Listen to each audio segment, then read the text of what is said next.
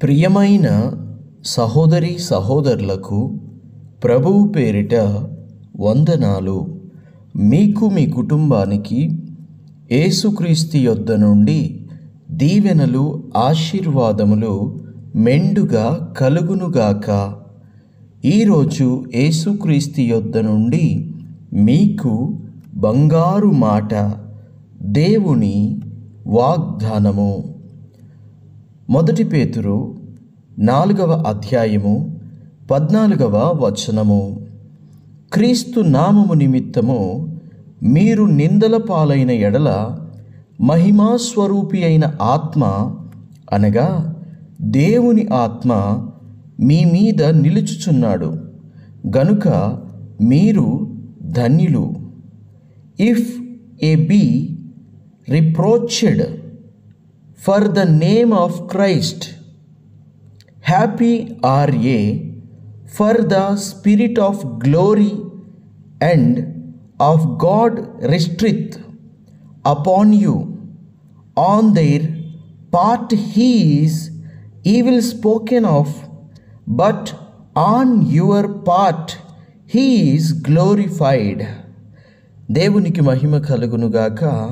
అలాంటప్పుడు మీరు ధన్యులు. నిజంగానే చాలామంది జీవితాలలో క్రీస్తుని నమ్ముకున్నందుకు గాను ఎన్నో నిందలు, ఎన్నో అవమానాలు, ఎన్నో మాటలు, ఎంతో గాయపరిచేటువంటి పరిస్థితులు, హృదయానికి గాయాలు చేసేటువంటి మనుషులు చాలామంది తగులుతూనే ఉంటారు, కనబడుతూనే ఉంటారు. అవునండి, మంచి ఉన్నప్పుడు చెడు తప్పకుండా ఉంటుంది. దేవుడి కార్యము చేయాలని చూసినప్పుడు సాతాను ఖచ్చితంగా ఆటంకాలు కలుగు చేస్తాడు. కానీ మనము నాగటి మీద చెయ్యి వేసి వెనక తట్టు తిరిగి చూడవచ్చా? నాగటి మీద చెయ్యి వేసి వెనక తట్టు తిరిగి చూచువాడు నాకు పాత్రుడు కాడు అని దేవుడు అన్నాడండి. అలాంటప్పుడు దేవుని కోసం మనం ఏమైనా చెయ్యాలి అని ఆశపడినప్పుడు, దేవుడి పిలుపు ఉన్నప్పుడు, దేవుని పరిచర్యలో నీకు భారము కలిగి ఉన్నప్పుడు, క్రీస్తు కొరకు సాక్షిగా నువ్వు ఉండాలి అనుకున్నప్పుడు, క్రీస్తుకి ఏమైనా చెయ్యాలి, ఆయన సంఘాన్ని కట్టాలి, ఆయన రాకడకు ఆయన రాజ్యాన్ని సిద్ధపరచాలి అని నీవనుకున్నప్పుడు, బంధువుల ద్వారా కావచ్చు, స్నేహితుల ద్వారా కావచ్చు, భార్య ద్వారా కావచ్చు, భర్త ద్వారా కావచ్చు, తల్లిదండ్రుల ద్వారా కావచ్చు, పిల్లల ద్వారా కావచ్చు, రక్త సంబంధికుల ద్వారా కావచ్చు, ఇరుగు పొరుగు వారి ద్వారా కావచ్చు, ఏ విధము చేతనైతేనేమి నిందలు అనేది తప్పనిసరిగా కలుగుతాయి. అలా నిందలు వచ్చినప్పుడు ఆ మహిమా స్వరూపి అయినటువంటి దేవుని యొక్క ఆత్మ ఎవరైతే నిందలు భరిస్తూ ఉన్నారో, ఎవరి మీద నిందలు పడుతూ ఉన్నాయో, దేవుని యొక్క మహిమా స్వరూపి అయిన దేవుని యొక్క ఆత్మ ఆ నిందల పాలవుతున్న వాని మీదనే ఉంటుందట. ఆ నిందల పాలవుతున్నటువంటి సహోదరుని మీద, నిందల పాలవుతున్నటువంటి సహోదరి మీద దేవుని ఆత్మ నిలిచి ఉంటాడంట. దేవుడికి మహిమ కలుగునుగాక. అలా దేవుని ఆత్మ నిలిచి ఉన్నప్పుడు, దేవుని ఆత్మ నిలిచి ఉండడం అంటే మాటల చిన్న విషయం కాదు కదా.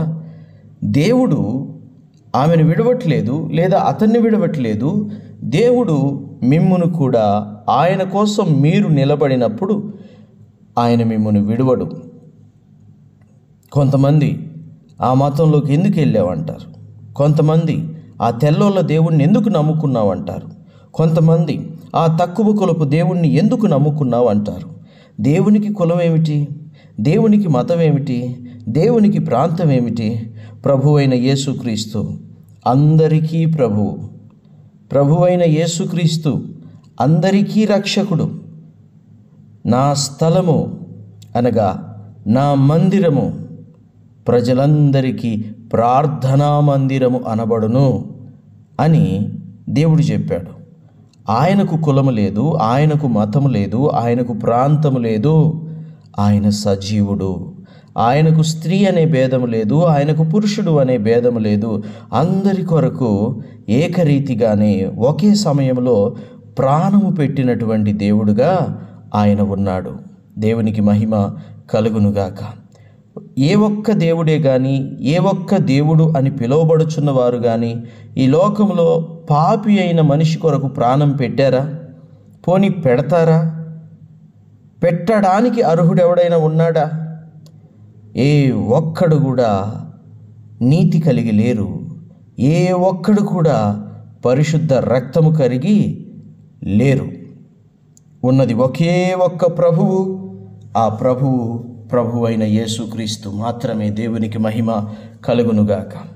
మనిషి కొరకు పరలోకాన్ని విడిచి భూలోకానికి వచ్చి ప్రాణము పెట్టిన దేవుడు ఆయనైతే, ఆయన కాకుండా ఇంకెవరినో నమ్మాలి, ఇంకెవరినో అనుసరించాలి, ఇంకెవరినో ఆచరించాలి అని అనుకోవడము అది అజ్ఞానమే తప్ప జ్ఞానమైనటువంటి విషయం అయితే కాదు. ఆయన మంచి గురువు, ఆయన మంచి తండ్రి, ఆయన మంచి స్నేహితుడు, ఆయన మంచి బోధకుడు. దేవునికి స్తోత్రము. ఆయన పరమ వైద్యుడు, స్వస్థపరిచే దేవుడు. ఆయనను కాక ఇంకెవరిని ఆరాధిస్తారు? ఆయనకు కాక ఇంకెవరికి సేవ చేస్తారు? క్రీస్తుని పోలిన వాడి లోకంలో ఎవడైనా ఉన్నాడా? ఎవడు లేడు. ఉన్నది ఒకే ఒక్క మార్గము. ఆ మార్గము ప్రభువైన యేసుక్రీస్తే. ఆ మార్గము గుండా వెళ్తే తప్ప ఎవడూ సత్యంలోనికి రాలేడు. ఆ మార్గము గుండా వెళ్తేనే తప్ప ఎవడు నిత్య జీవాన్ని పొందుకోలేడు. నేనే మార్గము, నేనే సత్యము, నేనే జీవము అన్నాడు దేవుడు. కాబట్టి సత్యమైన, మార్గమైన, జీవమైన యేసుక్రీస్తుని మాత్రమే వెంబడించాలి, అనుసరించాలి. ఆయన చెప్పిన పనిని చెయ్యాలి. దేవునికి స్తోత్రం కలుగునుగాక. ఇదే అధ్యాయము 13వ వచనంలో మరొక మాట రాయబడి ఉంది, లేదా 12వ వచనంలో నుండి, ప్రియులారా, మిమ్మును శోధించుటకు మీకు కలుగుచున్న అగ్ని వంటి మహాశ్రమలను గూర్చి మీకేదో ఒక వింత సంభవించినట్లు ఆశ్చర్యపడకుడి. క్రీస్తు మహిమ బయలుపరచబడినప్పుడు మీరు మహా ఆనందముతో సంతోషించు నిమిత్తము క్రీస్తు శ్రమలలో మీరు పాలివారై ఉన్నంతగా సంతోషించండి. దేవుడికి మహిమ కలుగునుగాక. మనకొచ్చే కష్టాలు, మనకొచ్చే శోధనలు అవేవో కొత్తగా మనకొచ్చినవి అని అనుకోవడానికి లేదు. అవి రావడం సహజమే.